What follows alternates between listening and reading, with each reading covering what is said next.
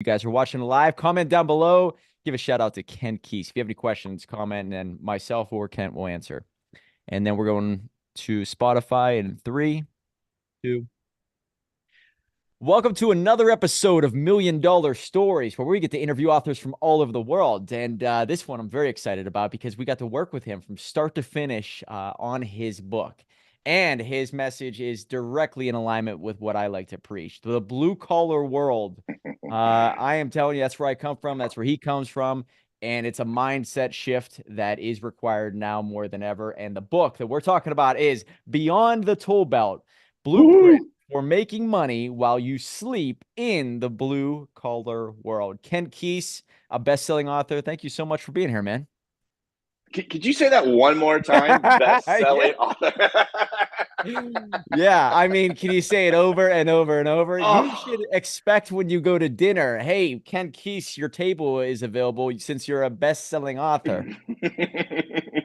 Yeah, that's right. It's just it's just when I hear when I hear it's funny because now not every morning but almost every morning when the kids are up and out, they'll say hi dad, and I'm like, wait a minute, no, it's hi bestseller dad.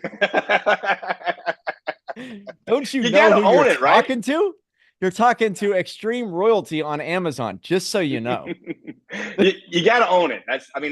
I'm a very humble man that I'm sure that from just talking to me, and I don't ever do this, but man, and it's only because people ever said to me I could never have a book, but there was always things said to me that in ways that there you go, buddy.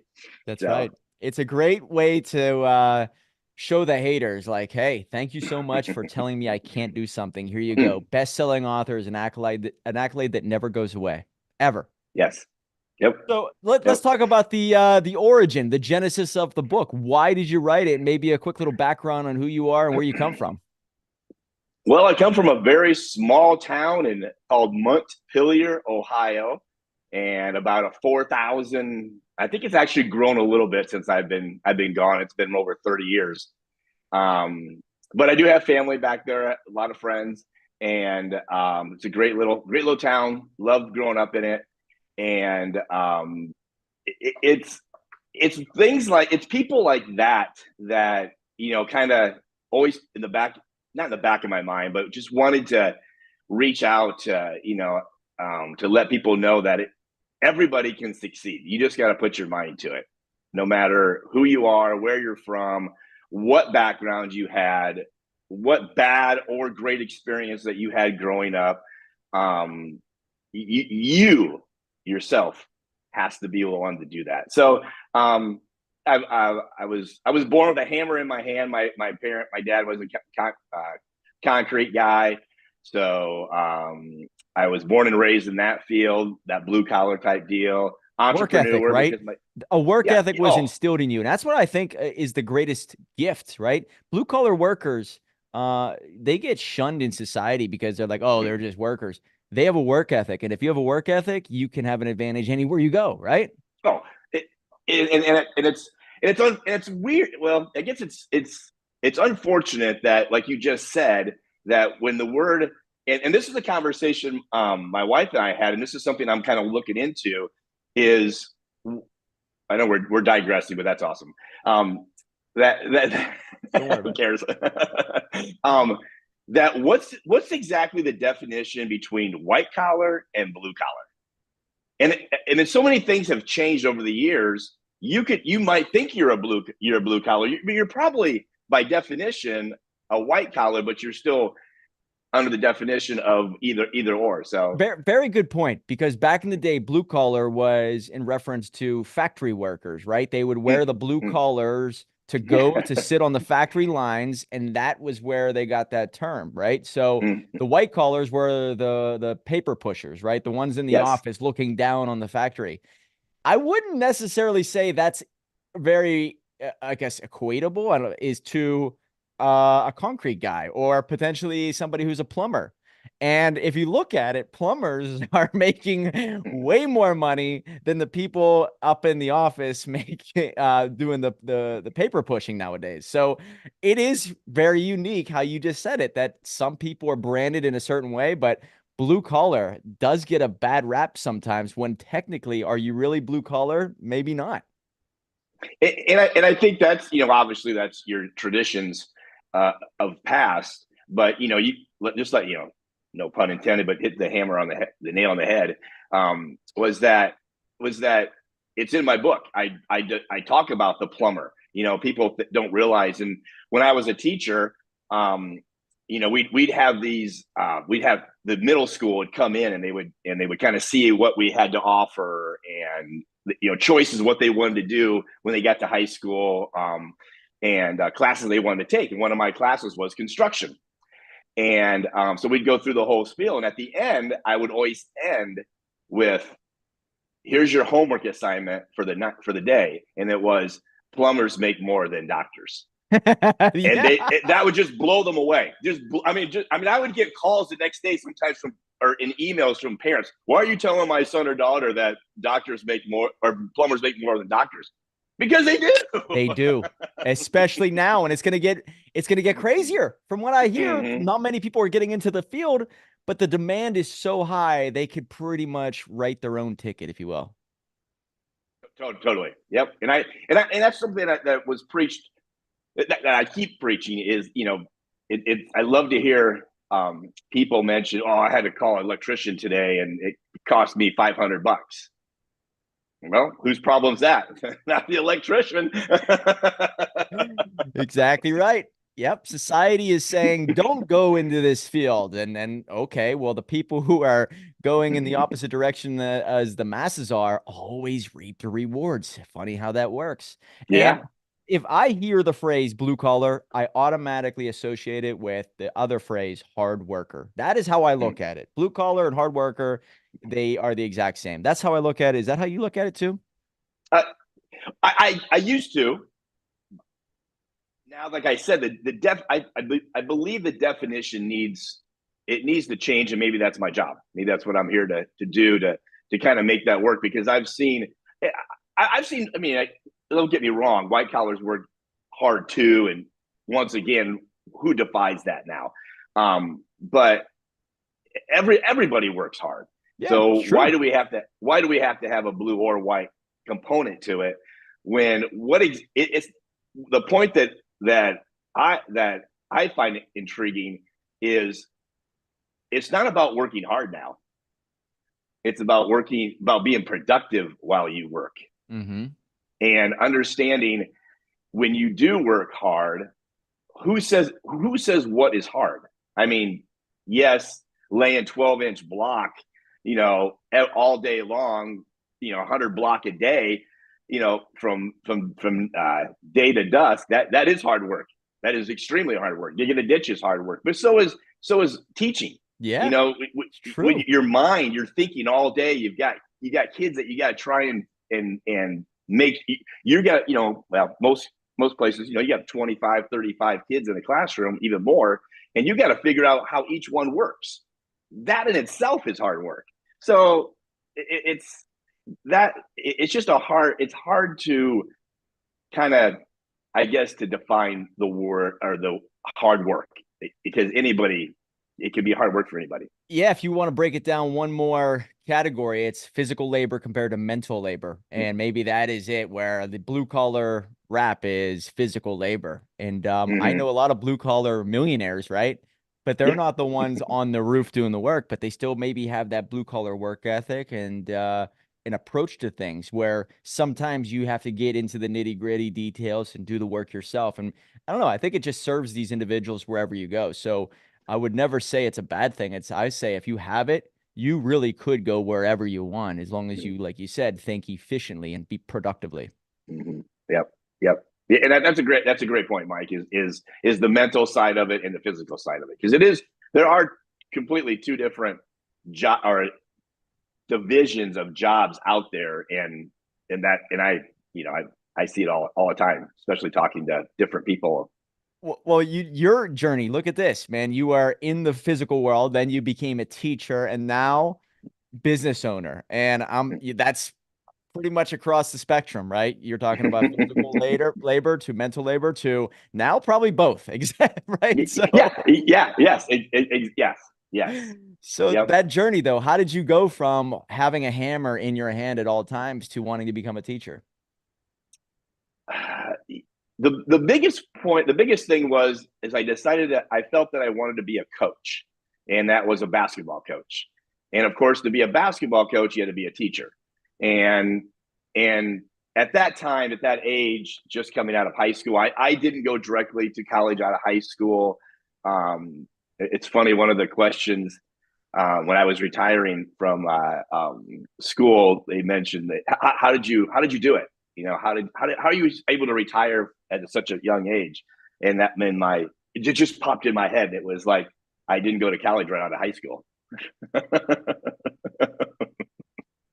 I learned a trade. You know, I learned something. So, anyways, so it took me a few years to get to that point, and that's what drove me. I wanted to be a Division One basketball coach, and you know, I wanted to be the Coach K and be on TV, and you know, win the national championship, and do all that stuff as we all dream about, most of us. Yeah. So, but obviously, it didn't happen that way. Become a D1 coach at one time at Cal State Fullerton, and but you know, obviously things happen. Season didn't go well. The coach, you know, was let go, and then when one coach is let go, the whole staff is let go, and then Jeez.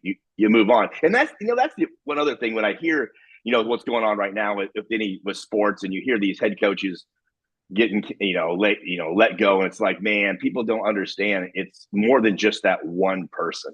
It's such a huge hit to everybody in that circle that gets let go, and it's tough. It really is. So that's what drove me to become a teacher.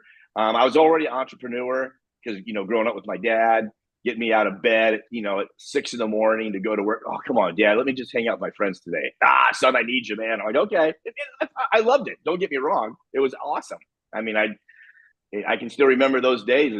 I was always in the back of the concrete truck and be driving, and I had my job when we pulled up to the site and what I needed to do, and he counted on me, and it was awesome.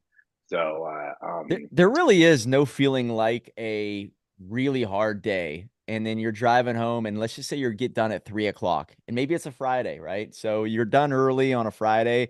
You worked your ass off for the week. You worked your ass off on that one day, and you accomplished the job. So maybe you start somewhere new on Monday. There is such a feeling of freedom in that moment, right? Driving, I don't know what type of pickup truck, but potentially listening to some country music, and it's a different feeling than any other type of job, because like you're worn out, but you feel so relieved and accomplished. And the dopamine kicks in like, wow, we just earned our money. And there's no better feeling than that. well, what's cool is when I take the family back, to my roots, and I'll say, oh yeah, we built that house. Oh, we did that house. Oh, we did that driveway. Oh, we bricked that house. So and of course it gets, now it's like, oh, we know, Dad, we know, it does, maybe it gets old a little bit, Such but pride though. There really is oh, so much totally. pride in it. Yeah. Yep. And that's the part that when I was teaching at the construction side of it, that was one of the things that I would bring in. What is that, man? Because you're always fighting against the system, trying to get these kids to come in and to do this blue collar work, that doesn't pay much, and so you got to come up with new ideas or new ways to motivate them. And one of the things that I would always say is that, man, if out here in Southern California, when you're driving around and you're in the union, you built that, build a bridge or you built the road. I mean, you could tell your whole, family, hey, yeah, I was part of that. I built that bridge, or I put this together, or I built that house, blah, blah, blah. So, yeah, the pride in that type of work is phenomenal. And um, any young person right now they're trying to look for a way, looking for, a pathway to go, look into it, because you're going to have a job that day. If you show up with a tool belt and and this up here a little bit, you got a job. It's like Gran Torino. That's what makes me think. Have you ever Oh, seen the movie Gran I just Torino? watched that movie on the plane the other day. It was actually really good. I love that movie. But basically, Yeah. it's the old school mentality where, if you just show up and you work, you always have a job. And it's becoming more rare as the day goes on that you're finding somebody with work ethic. So it does give you an advantage. If you have it up here, people will notice it, and you will always have Yep. work forever. Yep. Yep. Totally. So you go from, you said Ohio, right? Yep. Did you go right to California? So I packed up my truck, as I say, and moved to Beverly, as that Beverly Hillbillies song goes. And I'm telling you, it looked like it. I had stuff on top of my truck, and I had a little tunnel where I would, if I had to look on my mirror to look through to see the other side, because I don't know even what I was even packed with. But anyways, yeah, I moved out here because school was less expensive for me if I became a resident. So I had a wonderful aunt that was out here, and she mentioned that, so she said I could stay with her for a while. And I had a construction job already set up, and 2 weeks into it, I get laid off. And Whoa, man. How many stories do I hear of that? Jeez, oh yeah, man. yeah. And I'm like, what the hell am I gonna do now? I'm like, and I'm out here, nobody around. And I said to myself, I am not going back. I am not getting back in that truck and going back. And I didn't. I just found another means of work, got out of the construction business actually. Because I had that, as I say in the book, I had a bad sense of construction because of watching my parents struggle with the valleys and the peaks. There's always good times during construction. There's always bad times during construction, especially in the 70s and the 80s. And I eventually I watched my dad take that business, and it went down, and he ended up having to sell it. And it was dirt cheap, and he ended up working in the factory, which I know just crushed him, but Oh, that's what he had to do. But it did it work out? I mean, who did it work out for? I don't know. It got me out here, and it's where I'm at today. And who knows? That would have never happened. Who knows where I'd be today? So, but yeah, I end up getting out here. I end up getting into school, finished a while at school. Met my beautiful wife at school. I won't say the story. It's an awesome story, actually. But what the hell? yeah. Please. But she was actually my professor at Cal State Fullerton. Not necessarily professor. I just like to say it that she's just gonna look at me. She just rolls her eyes all the time. But she was getting her master's in kinesiology. I was getting my bachelor's in kinesiology, and I had to take a weightlifting class. Ooh. And she was the teacher, because she that's what they do when you get your master's. You teach those classes. But obviously I got an A in the class. But we never dated or anything never during that time. I was there every day anyways because I was coaching. And eventually I came out of a whole like maybe like 4 or 5 months later, and I had asked her like several times, just, hey, let's go out for lunch, or let's go play some tennis or something. Of course, she always said no. And the person that I am, I'm like, yeah, right. It didn't stop you. That's great. No. So, but I came out of class, and there she was getting ready to go in to teach, and she wrote her number down, and that was our first date was April 25th. I'm sorry, April 24th, 2000, and we were married August 6th, 2000. Wow. So we knew, at least I knew. So 6 months. it was, You're talking about yeah, 6 months, basically. 6 months, and now we've been together this will be, and the reason it wasn't the reason, but it was great to have this understanding that I got married in the year 2000, because it's easy to do the addition when someone asks, how long you been married? Well, let's see, it's 2024, almost 24 years. You did it for simple math purposes. Exactly. That's unbelievable. Now that's Yeah. efficiency. And that's how a man thinks, right? Just keep it simple. Yeah. If we're going to do this, let's make it easy on ourselves. Oh, I love it. Yeah. So Yep. And then we both started teaching. That wasn't even her. She was thinking about being getting her doctorates and being a professor.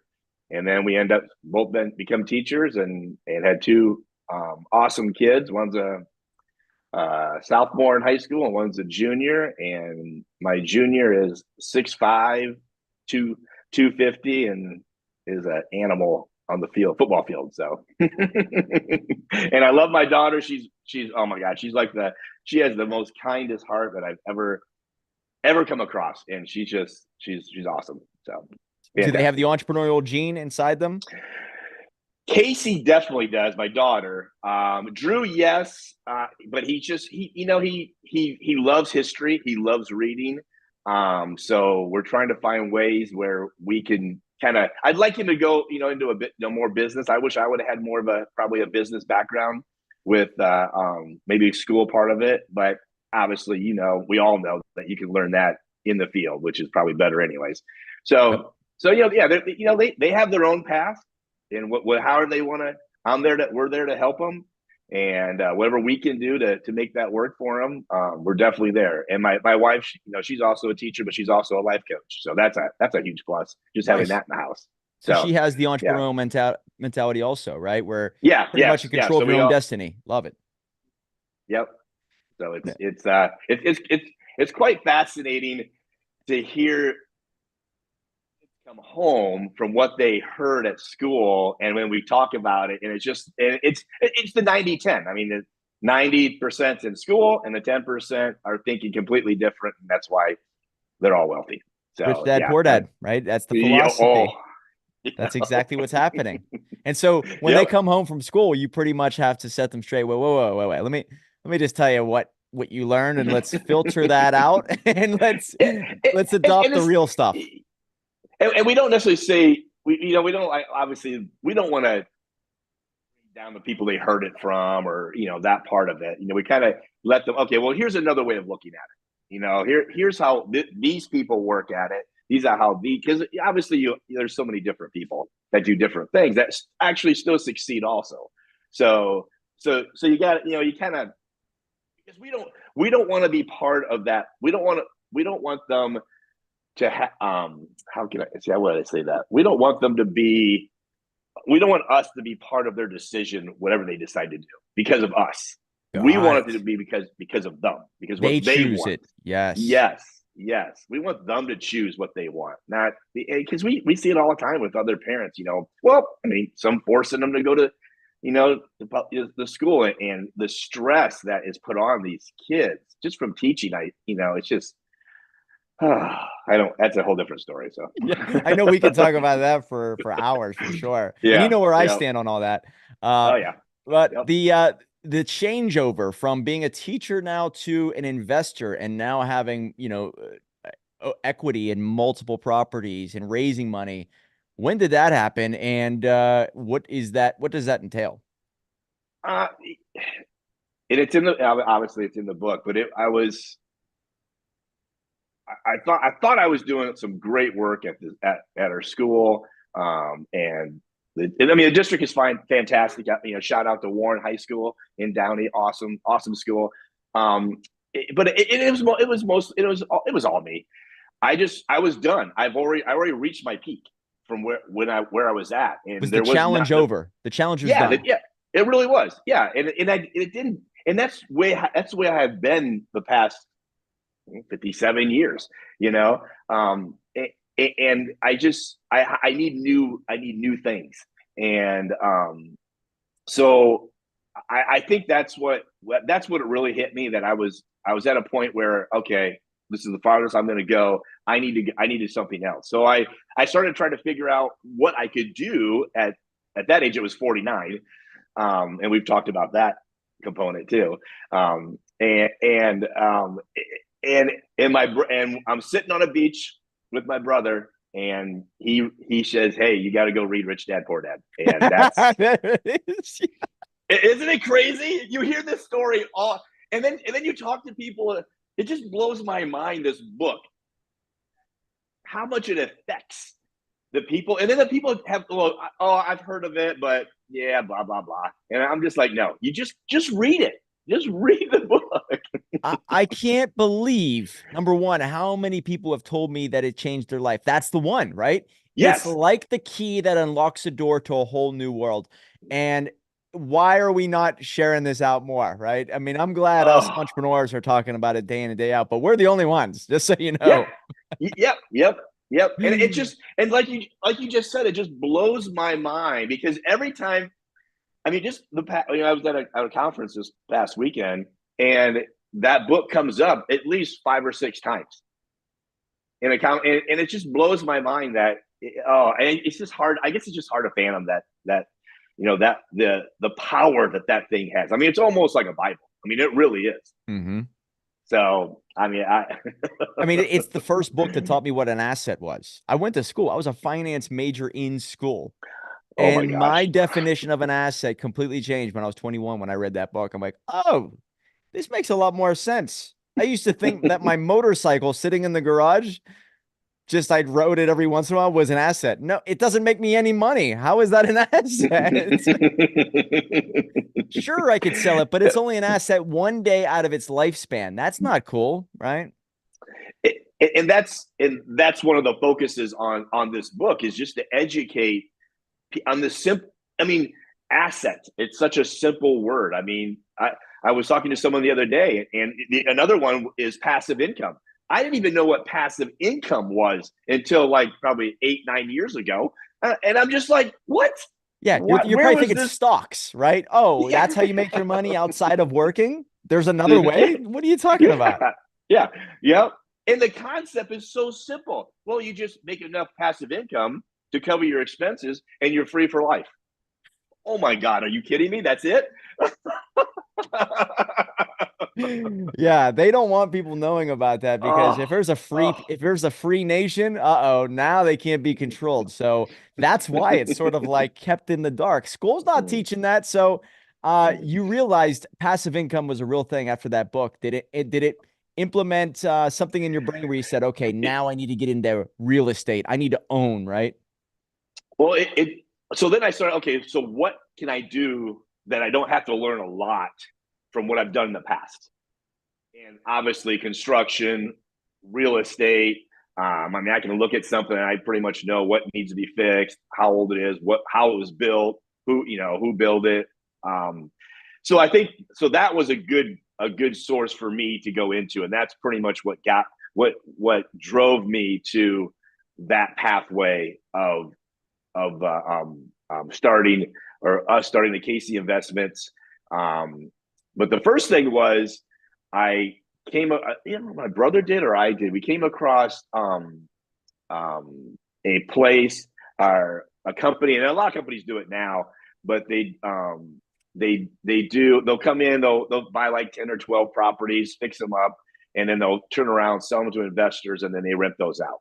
So that's where single family residence. That's what we got started on, Karen and I, and it was, and to this day we own 5 of them, and to this day I've never seen them.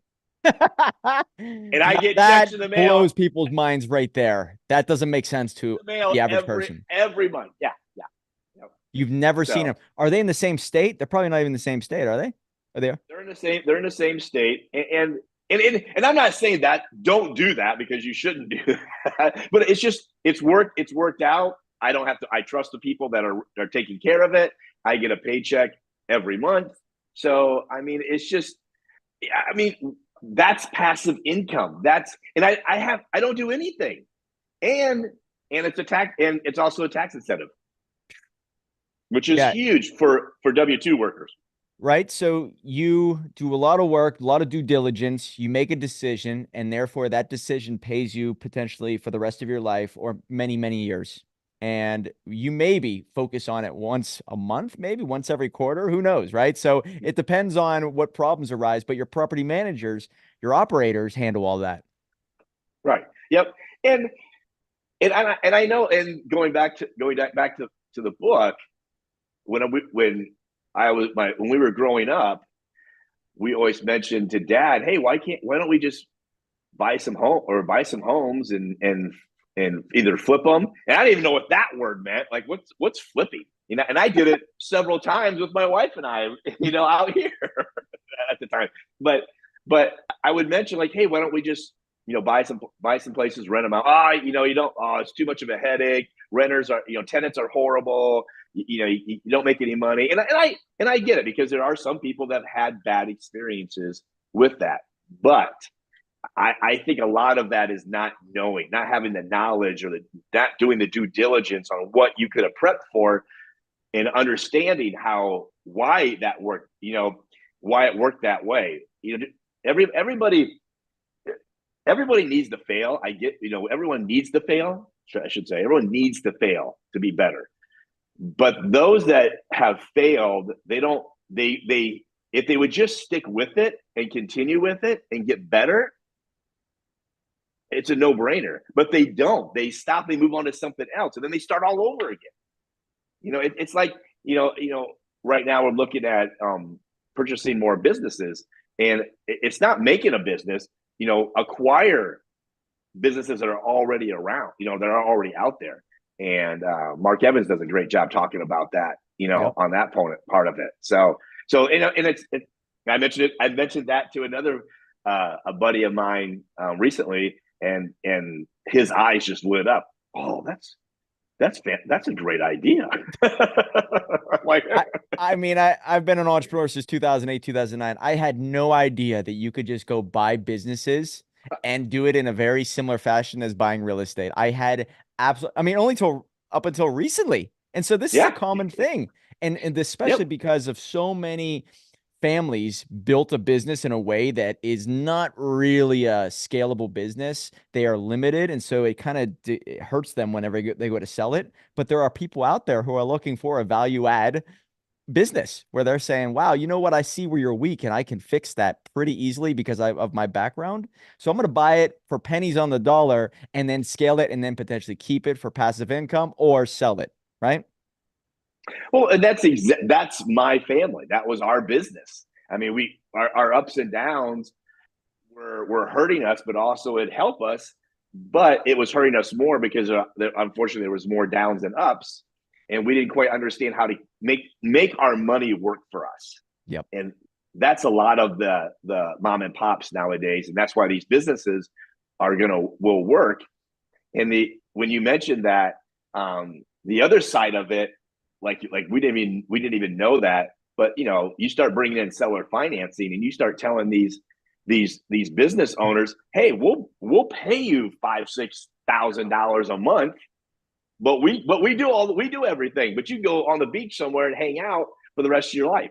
So it's, you know, it's like, oh my God, why would you do that? I was sitting there talking to Caleb Marty. Do you know who Caleb Marty is?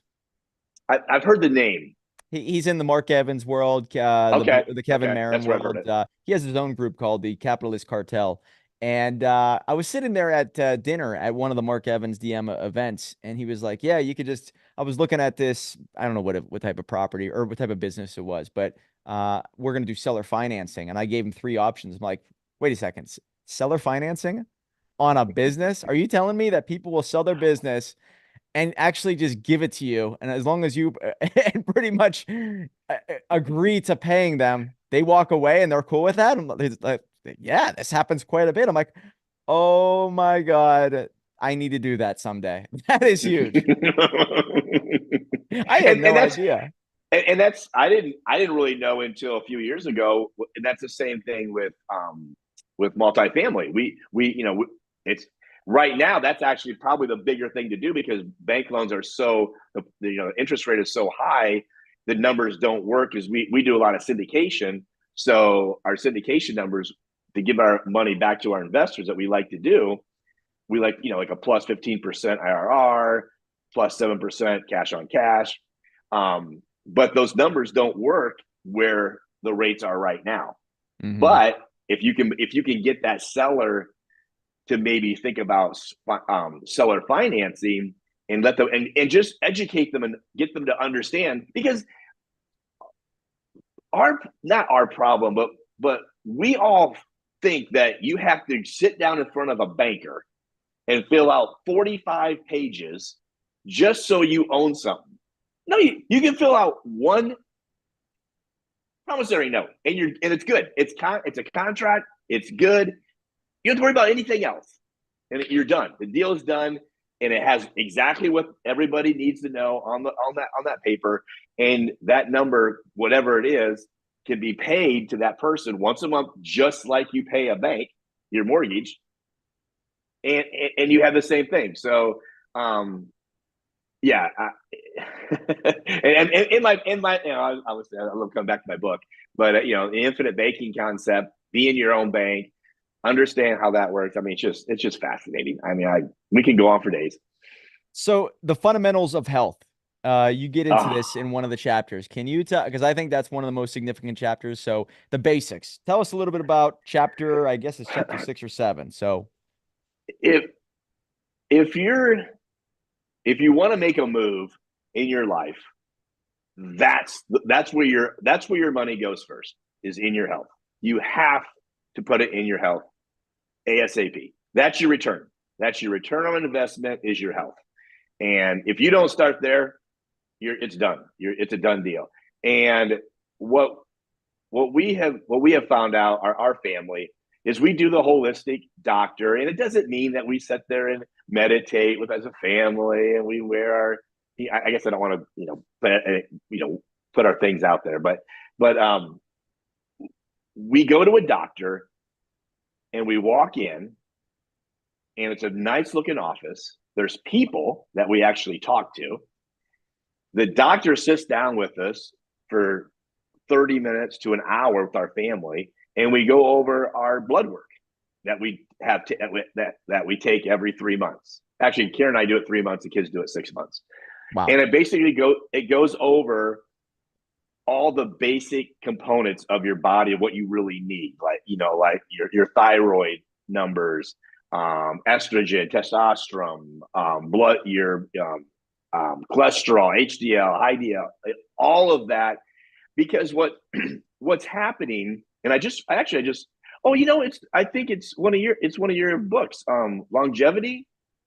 He just put it out. I think I can't remember. Dr. Yes, Peter, Yes, can't remember the heart doctor, the heart the heart doctor. cardiologist, Yes, I've been. Yes. unbelievable doctor. Oh, Yes. oh, the book is so fascinating. So, anyways, but we can put that out there. But yeah, definitely read that book. Yep. Um, I'll pull but it up real quick just so you yeah, can keep going. so we found that part of it, and you understand your numbers, because you can go into a regular doctor and they have a chart of numbers that's been given to them from wherever, and it's the average of where you need to be of everybody. Well, not everybody is average. Everybody has their own way of how their body works, not just an average of people who. And you and I, as entrepreneurs, we definitely are not average, and we don't want to be average. Never. Yeah. So there's your first step. I don't want to be average. I want to be better than the average person, because you need to be health wise. So a screen, getting that screen right off the bat, seeing where you're at, and then seeing what you need to work on. Because as soon as you do that, your mind it clears up. I mean, I lost like 35, 40 pounds. And honestly, I never exercised during that time. It Never. was it was all diet? It was all it wasn't even a diet. I just ate the right food. I took supplements, and my body was understanding what I could eat and what I could not eat, because you have sensitivities in your system that some people like, and so, or not like, but some people can handle and some people can't. So right now, three of my major inflammatory foods that mess me up is wheat, barley, and brewer's yeast. Well, guess what I don't get to do? Yeah. Yeah. You probably feel like a whole new man because of it. Yeah. So I mean, and I wasn't a big drinker anyways, but just knowing those things yourself and staying away from those things, and plus unfortunately the food in America is not as good as what it should be anyways. So, but you got to fix that first before you do anything else. Is your health is if you don't have your health, you're not going to have the time, and you're not going to have the wealth That's to, right. to do that. So So, before I forget, the episode was episode 114. We worked with him on his book, Peter Diamond, Dr. Peter Diamond, and the book is called Unlocking Longevity, The Heart Connection, a cardiologist's perspective. Incredible stuff, but it shows you how, like you said, you can dissect your body down to what it needs and what it hates, right? And mhm. it's very much like a CRM. I look at it. It's like you're able to break your body down to numbers and say, oh, well, you know what? I've actually been fighting myself with everything I've been feeding myself by this time every week. Mhm. And what's amazing is that once you just make these little changes, there's a guy named Fraser Bailey. I'm sure you're familiar with him. He's in, Mhm. in the Mark Evans world. But he's Yep. like, yeah, if you get your blood checked once a year, and it's amazing you're doing it every 3 months, but you check it once a year, you're very proactive, and your body changes every so often. So it's not like it's going to be the same this time 10 years from now. You are going to evolve, and therefore your eating habits, your schedule, everything kind of has to evolve with it. Mhm. And it's good to know that because that's what kind of gives you that motivation for that next time. Because my wife and I, we love looking at our blood. We can't wait to go and see what our blood work is going to be. How well we did or how crappy we did, because you're going to have those. You have those times. Especially the holidays. It always seems like that's the one that gets me, is the holidays. Yeah, because you kind of, your mind says to yourself, just a little bit's not going Yeah, to hurt, but it does. yeah. Well, it's like my wife she always brings up a great point. It's like, why does everybody, when you get together, you have to eat? Why can't you just socialize? And when you eat, why can't it be like really good food? Yeah. Yeah. That's funny you say that. Why is it always the worst Uh-huh. stuff? Yeah. Oh, Yep. Yep. So, but yeah, health, and and obviously the health that comes with that is taking the stress away. Stress is a huge component of that. Say the word no, quit being a yes person. That's a huge component to it. So that's a big one too. so the reason why health is so important, like you said, the mind clears up, you feel better. When you feel better, you look better. When you look better, you act better, right? And so individuals will see you, they'll be inspired by you, they'll want to work with you, they trust you with their money. You also make better decisions because you have the energy to say, you know what, I'm going to do whatever it takes to stay at the office, or I'm going to do whatever it takes to get this across the finish line, which gives you a competitive advantage amongst everybody else in the marketplace. So when you are in check with everything in your body, I mean, everything kind of flows from that. And I think individuals who are on the outside looking at you, they can sense it in your body language, your tonality, your confidence levels, right? Do you feel positive about where you're going in life? There's a smile on your face. There's an energy that you give off that people will sense, and it's undeniable. Mhm. You're right. It's so true. And I have my Uncle Gary Best. He always had a smile on his face. He's still to this day. He's always happy. Great guy. And that's one of the things that will always kind of you know you always you need to have a smile on your face, because if you get up in the morning, if you can get up in the morning, you've had a great day already. Yeah, it's all perspective. That's it, man. Yep. And Yep. so the more you take care of your body, I think you mentioned it, how it kind of affects every part of your life, but you get your health in check, right? You get your schedule in order. Jordan Peterson always says, build a schedule that you want." But when you control your health and your schedule and your finances, you're free. Mhm.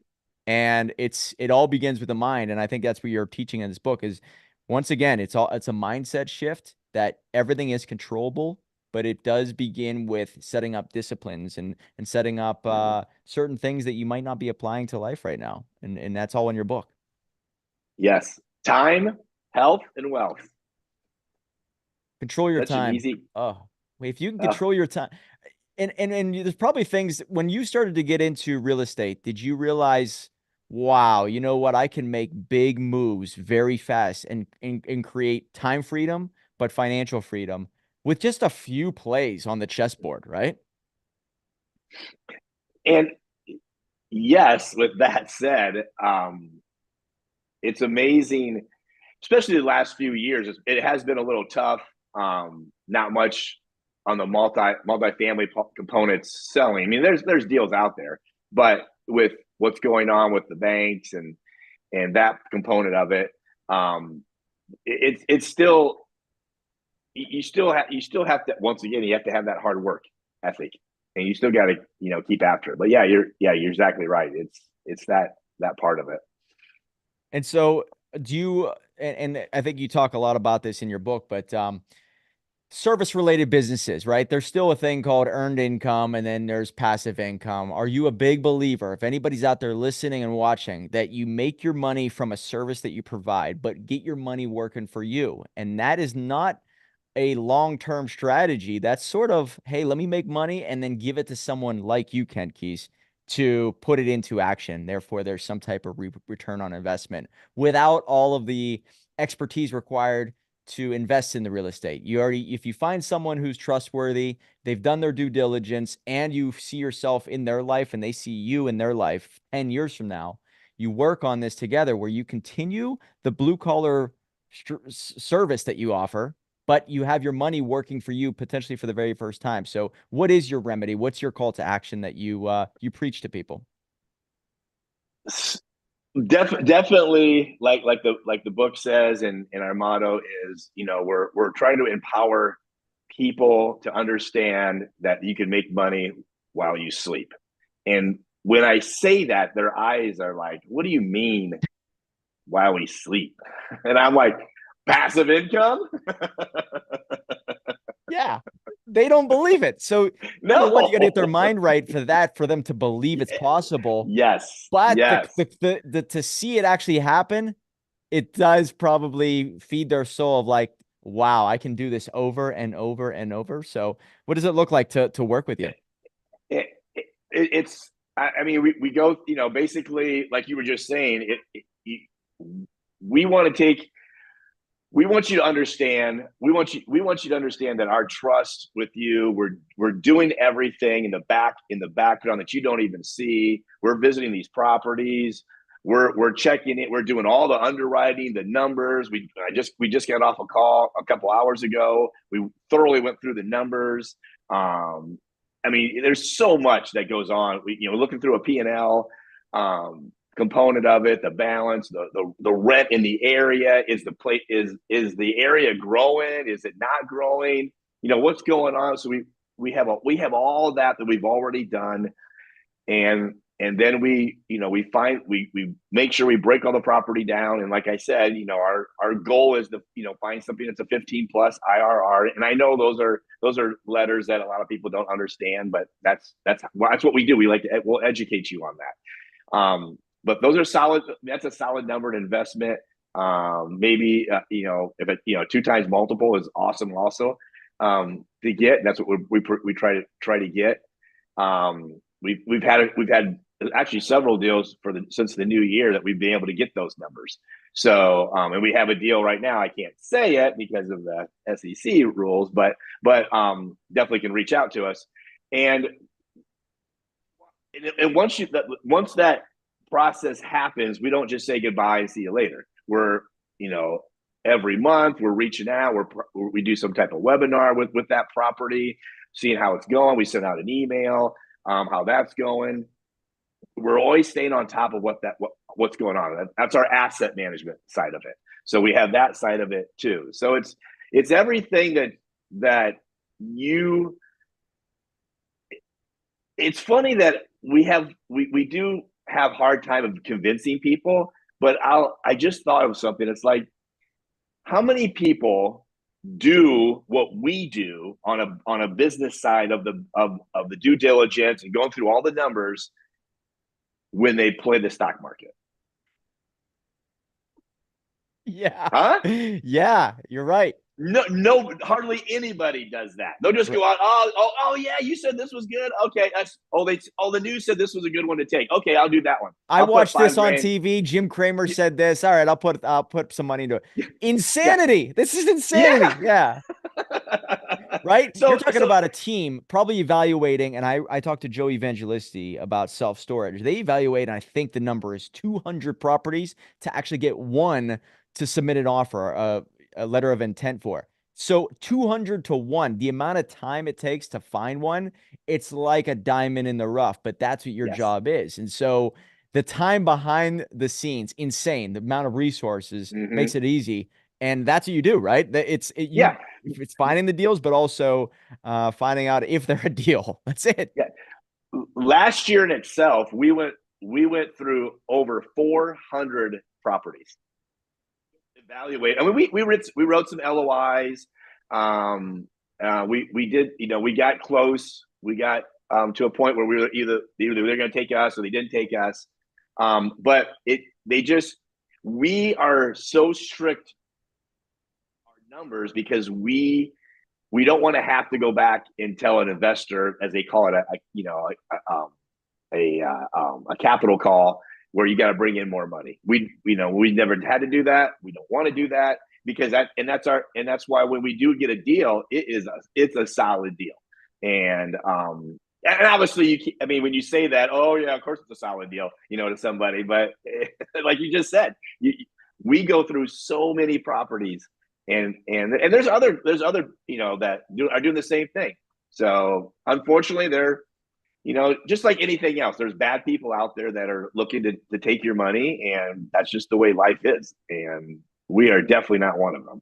Well, relationship capital is an absolute key to this, right? This is Hmm. not get rich. In the way I look at real estate, it's Yeah. not get rich overnight, but it's get rich for certain. And to do so, because I don't want to look at properties, and I don't actually don't care. I was in real estate. I don't care at all about real estate except for what can it do for me. So I will make my money from my business and then give it to people, whether it's yourself, like you, or Joe Evangelisti, and I just want to give my money to somebody and then see how it gives me money, whether it's monthly, quarterly, or with equity, right? So Hmm. I don't even want to focus on it. And if I trust the person, that's everything. And that's for relationship capital. It probably is, and it just gets stronger and stronger. Case in point, the moment you do a deal, you see the return on investment, and then maybe you cash out, you automatically want to do it over and over. So this is not a one-time thing. It's not a one-night stand. This is basically a real relationship that goes on forever. If you share the same core values, it's probably something you preach. Yep. Totally. Because you know, it's right now. I have two different sets of investors. I have your professional investors, which they call accredited investors, and you have like non-accredited investors, which are basically people that haven't really invested before. So we just want a few solid investors because, like you said, if you're making them money, they keep coming back, which Yeah. is great, right? But I also want to do is with this book is I want to create a I want to create pathways where people don't, like we just said earlier, it's not just the stock market you can invest in. There's other investments that are solid that you've never heard of. And that's why you're so afraid to make that jump. It's because you've never heard of these. I've never heard of syndication on a multifamily apartment, years ago. I mean, are you what? And I mean, I've always said to myself, man, why don't we just, my chums that I have, my Ohio chums, just get a bunch of us together and buy someplace, and we got passive income coming in. So, and you can do that with family members. It's just, I mean, it just blows my mind. It hurts me sometimes. That frustrates me. My wife has helped me with this quite a bit. Is that I just get so aggravated that it's not easy, but it's just like a simple concept that you could do so well, and you're not gonna have to work until you're 90 years old. It- And that's the book. The book, that's what the book is all about. I don't want that, and that's why my niche is construction people, because I've been there. I've seen. I know people that are 75, 80 years old, and they're still working. And especially years ago when everyone says the baby boomers are the ones that made all the money. Well, there's still plenty of baby boomers that don't have any money. So Yeah, there's that great quote. If you don't figure out a way to make money in your sleep, you're going to work until you die. yes, And I mean, this really does break everything down to the basics. So if you're out there and you're looking to maybe understand, what syndication is, LLC, understanding the approach that you take and your background beyond the toll belt. It's the blueprint for making money while you sleep in the blue collar world. So if you have the blue collar philosophy, you're already one step ahead of the game. So it's on Amazon, but you do have a website, beyondthetollbelt.com. Is that right?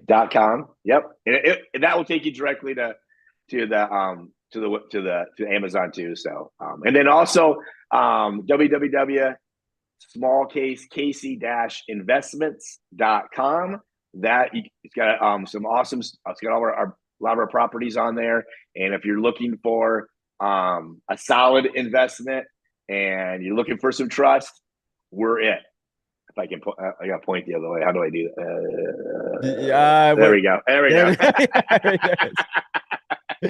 Yeah, I mean, guys, I've worked with him on this book, but also other projects, and I'm telling you, he's the real deal. So, highly recommend you get in touch with Kent. And even though he's in California, we still like him.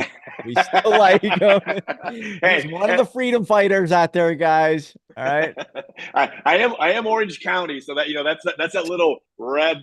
Even though I'm not either one, don't get me wrong there, but yeah, it's but hey, I will pay for sunshine tax any day. Yeah, that's what's crazy. I know a lot of people in California who say, you know what, they treat us like shit, but man, is the weather good. That's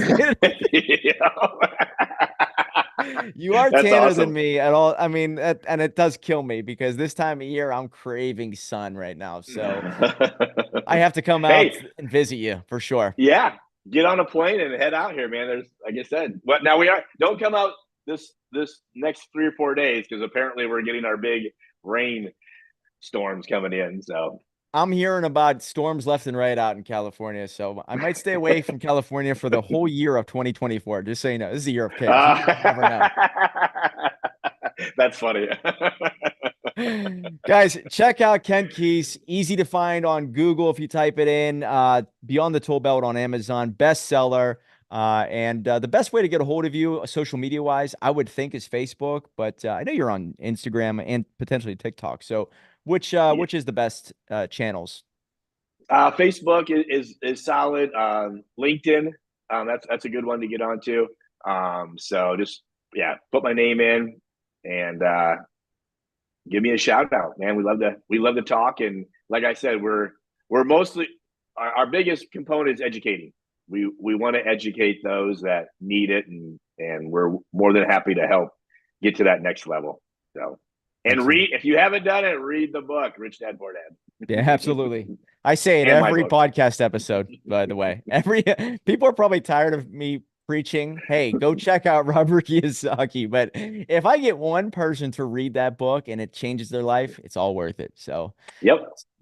we are working with Kent on other projects, and I'm telling you, he's easy to work with. So get in touch and read this book, Beyond the Toll Belt. But thank you, Kent. I appreciate your time, man.